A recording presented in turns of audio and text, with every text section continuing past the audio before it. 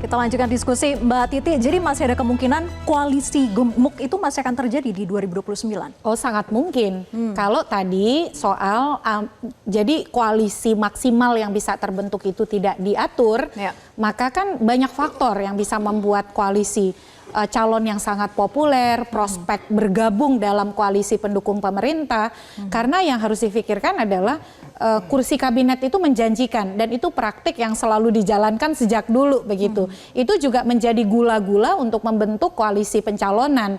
Nah, makanya tadi saya setuju dengan Bang Margarito. Kita harus banyak berdiskusi tentang ruang untuk mengatur maksimal koalisi partai yang bisa bergabung dalam pencalonan presiden supaya tidak terjadi borong partai. Usulan Mbak Titi berapa? Di pilkada kan terjadi itu, sudah dikasih diturunkan oleh gugatannya Bang Said Iqbal 6,5 sampai 10%, 37 daerah masih calon tunggal.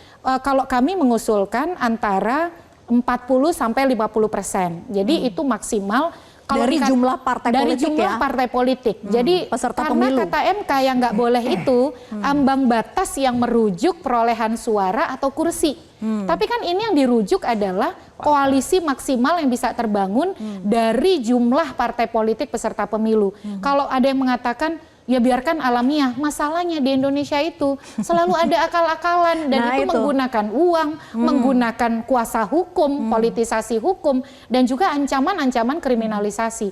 Itu yang harus kita cegah, salah satunya itulah yang disebut dengan constitutional engineering yang bisa digunakan oleh Pak Sarmuji dan kawan-kawan. Masih ada kemungkinan potensi disiasati, diakal-akali begitu ya. Faktanya di pilkada itu terjadi. Makanya ada dan ini kan bergulirnya masih 5 tahun ke depan, Mbak Titi. Dinamikanya juga tadi Bang Sarmuji di awal sudah menekankan bahwa dari fraksi akan ada dinamika yang terjadi begitu. Jadi mungkin tidak bahwa itu akan sulit bahwa dibatasi betul-betul koalisi itu. Momentum revisi Undang-Undang Pemilu harus menjadi diskusi substantif yang betul-betul bermakna ya, mendiskusikan ini.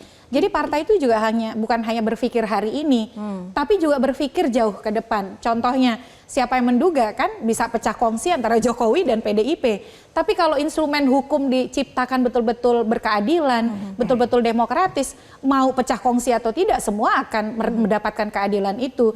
Jadi saya kira pikirkanlah dengan baik sebagai legacy partai-partai yang ada di parlemen dan juga pemerintahan Prabowo hari ini.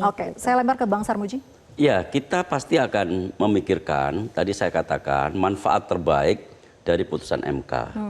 Ya, manfaat terbaiknya tadi partai-partai punya kesempatan untuk mencalonkan sendiri calonnya masing-masing, rakyat punya kesempatan untuk memilih opsi yang lebih banyak. Itu manfaat terbaik. Tetapi kita juga... Ada kekhawatiran disiasati, diakal-akali tadi bagaimana Bang? Rumusan disiasati dengan putusan MK itu saya pikir tidak perlu terlalu dikhawatirkan ya. Bahwa kemudian ada usaha untuk memborong partai, tapi saya yakin ada banyak partai yang cara berpikirnya tidak seperti itu.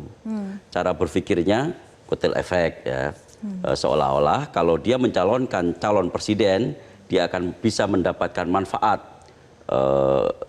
Mesin politik partai bisa bergerak lebih efektif, bisa militansi kader bisa lebih besar, lalu juga bisa mendapatkan manfaat dampak dari pencalonan calon presiden. Tapi bisa dijanjikan tidak ada batas maksimal jumlah gabungan partai politik dalam satu koalisi itu? Sebenarnya ini tidak imperatif ya, karena tidak masuk dalam amar putusan. Partai-partai sebenarnya tidak terikat dengan apa yang disampaikan oleh MK. Tetapi sekali lagi kita akan mencari manfaat terbaik dari putusan MK. Juga kita akan mencari dampak paling kecil dari putusan MK yang sudah diputuskan itu. Kita akan kawal terus, prosesnya masih berlanjut di DPR begitu ya. Nanti berujung pada revisi Undang-Undang Pemilu dan juga Undang-Undang Pilkada. Semoga memang memuat substansi dari putusan MK itu sendiri. Saya sedikit aja Mbak. Baik. Kami hanya ingin mengingatkan jangan sampai terjadi seperti revisi Undang-Undang Pilkada melenceng dari MK. Kami turun ke jalan, percaya deh. Jangan sampai terjadi Indonesia darurat lagi ya kalau itu saya ya. ingatkan aja sama kawan-kawan yang di DPR. Jangan sampai terulang jangan lagi. Lawan arus kehendak rakyat. Baik, terima kasih Bang Iqbal, Bang Sarmuji, Bang Jaki, kemudian Mbak Titi dan juga Bang Margarito Kamis. Dan bersama saya Vera Bahason pamit undur diri. Terima kasih atas atensi Anda. Sampai jumpa.